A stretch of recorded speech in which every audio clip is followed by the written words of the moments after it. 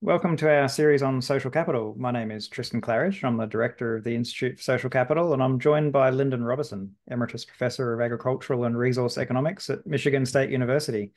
Welcome, Lyndon. Thank you, Tristan. Always great to join you, and welcome to all of those that may be joining us on this podcast. Lyndon and I have both been working on the concept of social capital for a long time, with Lyndon initially approaching it from economics, whereas I came from sociology and social theory. We're both very passionate about the concept, and our different backgrounds and perspectives make for interesting conversations and engaging debates. In this episode, we'll explore the relationship between the nature of social exchanges and social capital. So, Lyndon, how has your understanding of social capital changed your views of exchanges compared to those that are taught by neoclassical economics? Great question, Tristan, and I think this is a good starting place because when we talk about how people relate to each other and how we're connected, we often refer to exchanges of goods and services, and we're connected by those exchanges. So as an economist, if I were to view exchanges from an economist perspective, I think of voluntary exchanges. For example, I enter a store and I have items that I want to purchase. I view the price. I think the good has more value, exceeds the price that I'm asked to give up, and I take the goods to the counter and pay the money and receive the goods. We walk out, the exchange is completed, there's no residual, and hopefully the people that sold the goods to me feel benefit from the money they've received, and that I likewise feel like my well-being is improved. Have voluntary exchanges of goods and services. Um, when they're consumables, the transaction is completed at the time of purchase. If they're durables, we may be connected, the buyer and seller may be connected over time as the payments extend for several periods because the services provided by what I buy extend. But that's the extent of the connection we have. So what social capital introduces, at least in my mind, is related to the concept of an externality. And an externality is something that one person does, creates an exchange that either benefits or harms another person without their agreement. So it's not a voluntary exchange. It's I do something and it creates a benefit or a cost for another. We call that an externality. So this isn't the kind of exchange that we traditionally view and discuss in economic models. And certainly, if we think about the nature of social exchanges, they're not always voluntary. The assumption that we go into an exchange with the choice as to whether or not we exchange with others isn't always the case. Very often people exchange, what effectively exchanges occur involuntarily. An example could be someone pulls a weapon or a gun or a knife and threatens you and forces you into some form of an exchange. But that's we're talking still about exchanges of commodities. But when we're talking about other types of social exchanges, simply somebody slamming a door is effectively an exchange or creating an externality, or however we describe it, that is involuntary for everybody around them. They experience that, and there's nothing that they can do about it. So I guess the question we're talking about today is what's the nature between social capital and these types of social exchanges? So another great question, Tristan, and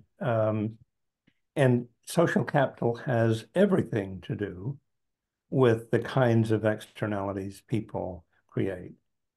For example, you might think of parents who just were successful in putting their child or their children to sleep, and they're careful about creating an externality that might um, wake the child up again or create it, because their relationship to the child and to others um, is is positive. They internalize each other's well-being.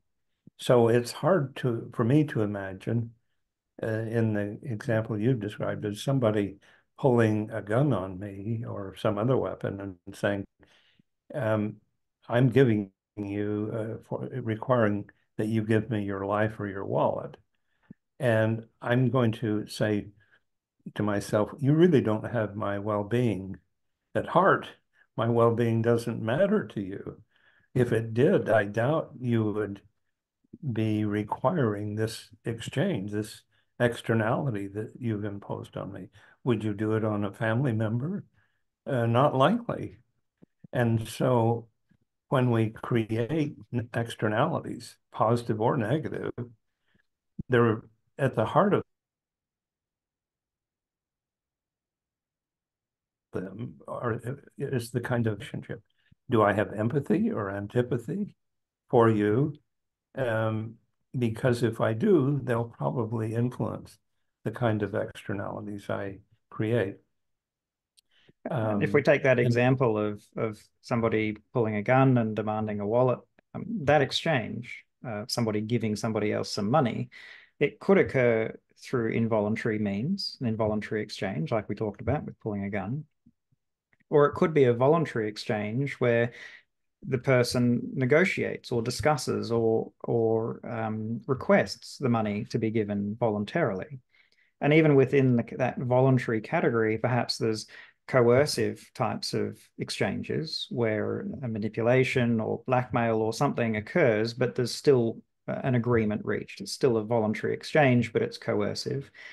And those that are purely consensual, where the person happily agrees to give the other person money. And that will occur. Some people will ask for money because they need it, and people will voluntarily agree to do so. Of course, these are three categories that may not be quite so clearly distinct in reality, that it may feel a little bit involuntary even though you've agreed to do it, or it might feel a little bit coercive even though you're consenting to do it. So neat, not necessarily neat categories, but certainly social capital plays a critical role. As you discussed, social capital plays a critical role in this because how we feel about others, how we're connected to others, the empathy that we feel for others is going to influence the nature of the exchange that occurs. You know, like you said, it's hard to imagine that you would pull a gun on your family or a friend or someone you really cared about and had empathy with and enter into an involuntary exchange. Far more likely to hopefully enter into a consensual exchange. Maybe coercive, but you know, social capital clearly plays a role.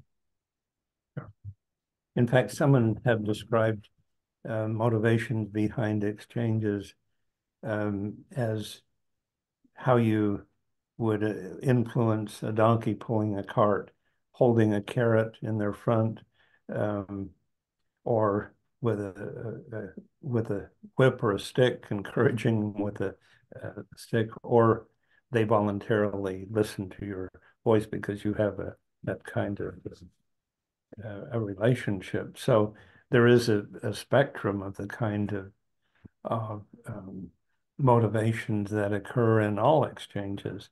And even in those cases that are coercive, we usually have some choice.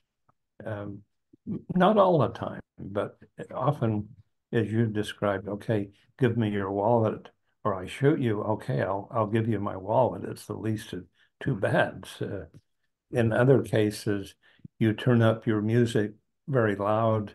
It's disrupting my sleep of my children and other things. I was never consulted. Now I may react in a way, but so, but still, if you didn't care, if you didn't care about the music affecting my children, or maybe you did, but you had friends visiting and it was more important to gain their approval than mine. Um, we still have these complicated um, roles of social capital that are going to influence the nature and the terms of exchanges and the outcome of the exchanges, because we engage in exchanges because we want to satisfy a need. And that's what motivates us. And if there is no relationship, there's unlikely that the need that's going to be satisfied is going to be a social emotional need for validation or belonging or transcendence or so on. It will more likely be the need for commodities.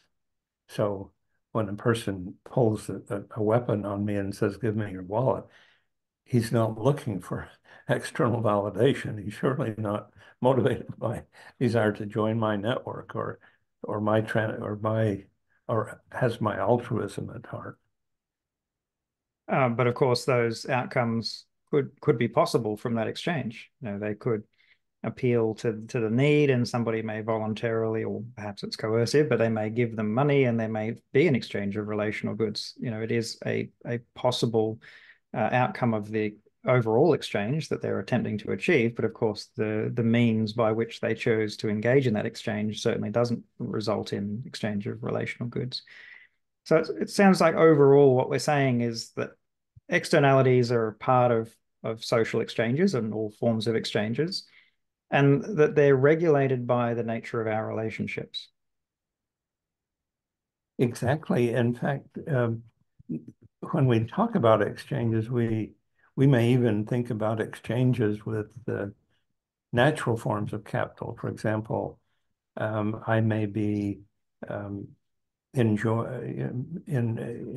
an outing in the woods and nature and so on, and then I find that someone that preceded me has left their trash and it's sort of diminished my satisfaction. But when they left their trash, supposing that were the case, there was no person for them. They didn't know me, that I might be following them, but still, it was more convenient for them to dispose of it than to pack it out or so on.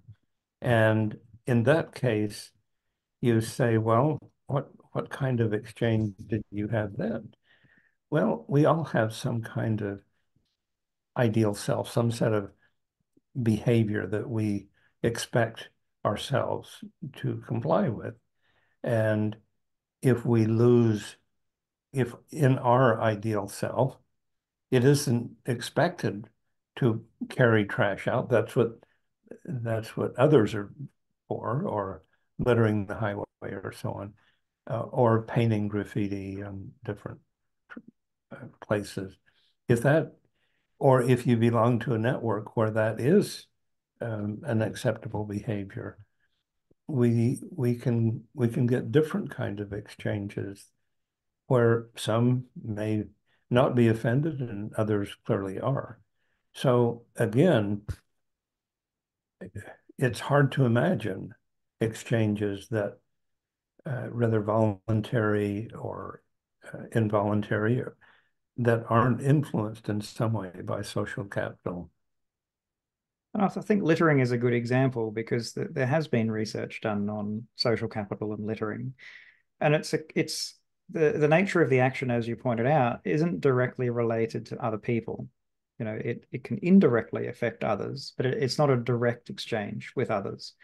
And so it does bring up the question of, well, is littering an outcome of social capital because of the lack of direct exchange and direct relationship with other people? And clearly, from what we're talking about, the answer is yes. And if you were to ask somebody who throws litter out the window of their vehicle driving down the highway, they would likely say, I don't care. I don't care about others. I don't care that it impacts others, that it makes the environment worse for everybody. I don't care. And what that's really saying is that they're not internalizing the well-being of others, that they don't feel a connection to others where they have that idea of that sense of interconnectedness, and that what they do to others impacts them, They don't have empathy for others when we dig down to that kind of level. And so I think littering is an interesting example of one of those outcomes of social capital. It doesn't involve direct exchanges, but from what we're talking about, clearly it's still very related to what social capital is. And continuing with the discussion of littering, it's interesting how, as a public, we respond to that. On one hand, I drive down my highway and I see a sign that says a fine for littering, if you're caught, is $300 or whatever the amount is. And the sign is, I believe, intended to discourage others from littering by appealing to their potential economic losses. On the other hand, on this same highway, I find signs that say something like the this community's Rotary Club or some other group has adopted this highway for the next mile and a half. And on occasion, you'll drive down this stretch of highway and people will be out there with litter bags collecting litter. And you say, wow, that's interesting. What motivates you? On the one hand, we have groups throwing it out, and you're out here voluntarily collecting it and doing the opposite. And the motives, at least from social capital theory, would be say, well, it's what my club does. I want to be part of it. So there is a joining motive. I feel it's the right thing to do in internal validation. Others may see me and say, oh, good for you, guy. And there's some external motivation. And I just care about nature. And so the motives we discuss in social capital theory can all manifest themselves in different ways in creating an externality. In the one case, a negative, in the other case, a positive one. Yeah, and there's some interesting research that's come out of behavior change theories. I recall reading some years ago about some research done on protected areas where they would measure the amount of litter on the ground in say, the car park of a national park. And so they measured it when there was no signage, and then they put up a sign that said, fine for littering, $200 or something like that. The amount of litter increased once they put this sign up, not decreased. And then they changed the sign to people in this area do not litter and protect the environment, or something similar that implied a sense of belonging and connectedness with others and communicated a normative expectation of what others would do. And the amount of littering decreased significantly below the amount when there was no signage. And so this speaks to the nature of social capital and how our relationships do regulate externalities, because when we feel like we're connected with others, we're more likely to not do things that negatively impact others. And that's what social capital fundamentally is really all about. I couldn't agree more. And when we emphasize social capital as whatever those emotions are, sympathy, empathy, trust, caring, regard, that lead us to internalize the well-being of others, the kinds of exchanges tend to be more pro-social than uh, when they are not. And so we depend on social capital in ways that we're perhaps not really fully aware of, and reducing negative externalities or exchanges that produce negative consequences for others without their consent is an important role of social capital. And I think it needs to be included in our calculus of how we influence behavior, whether it's with a sign that threatens fines for misbehavior or offers relational goods for pro-social behavior. Right.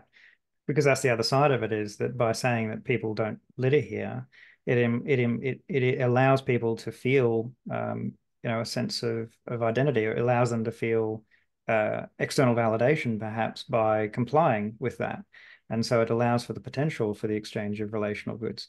Listen to me, I'm talking like you talk in terms of using these terminologies, like relational goods.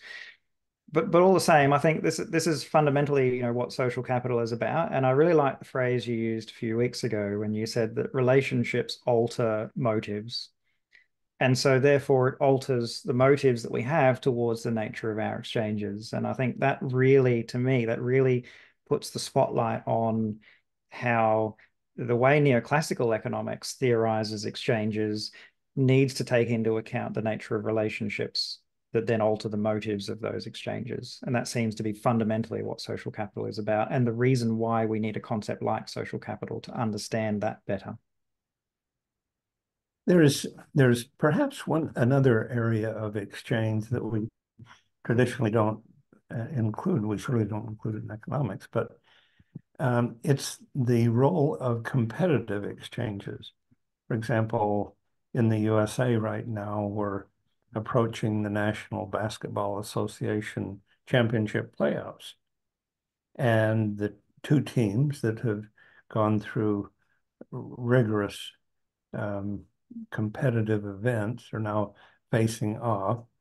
And there are rules established for how this contest will be determined. And they will exchange in an event, and apart from agreeing to the same rules, they're each trying to impose their will or an outcome on their opponent. And in this competitive event occurs in so many of our settings, earning grades for school, competing for wages, for space and parking places, and so many things where there are well-established rules that we agree to, but we don't agree to allow the other person to impose their will on us. And the outcome of those events can be diverse. You can have, on the one hand, teams unite because we want to belong to this effort to win the championship or the contest or the whatever, or the contract. That could be an outcome. It could be an outcome that we earn antipathy for our opponent because they're preventing our getting the championship, or it's maybe a test of my character, or if we win, we get more money or something. So we purposefully create exchanges to which are not, the outcome isn't mutually agreed to. It's not in some aspects there's agreement, but not on the outcome. No, it's a fascinating other type of exchange. We've seen examples in marathons where competitors will help another competitor at the expense of their own time or their own result. But clearly there's some level of connectedness there. There's some empathy that they feel for the other competitor that compels them to take those actions. And I think you make a really great point too about, sporting teams and so many other areas of competition rely on agreement to abide by the rules and play in the fairness and spirit of the game, as it were. And that in itself is really a form or an outcome of social capital, because it's the ways in which they're connected and their respect and regard for others, even though they're competing with them and they want to beat them to get the outcome that they want for themselves. But they still have that agreement and they still have that connectedness with others in order to abide by the rules. And the outcome of that quite often is the sort of outcome I just described, that competitors will help other competitors at their own expense because they all see each other as together in the competition, even though they're being competitive. That's you and I have both seen outcomes on a wide spectrum. In the one case, two competitors or teams that are competing develop antipathy, and we have sporting or fans taking aggressive behavior towards each other, versus on the other extreme, the kind of outcome that you're describing. Empathy develops, social capital develops. We see where our commonality in trying to reach a goal, even though we're competitors, and we assist each other and act in ways that demonstrate we internalize each other.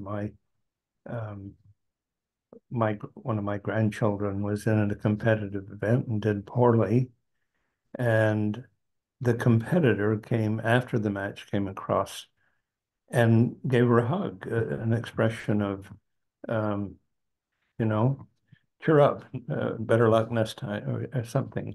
And so it's the kind of relationship, the social capital, that really affects how we respond to the outcome of a competitive event.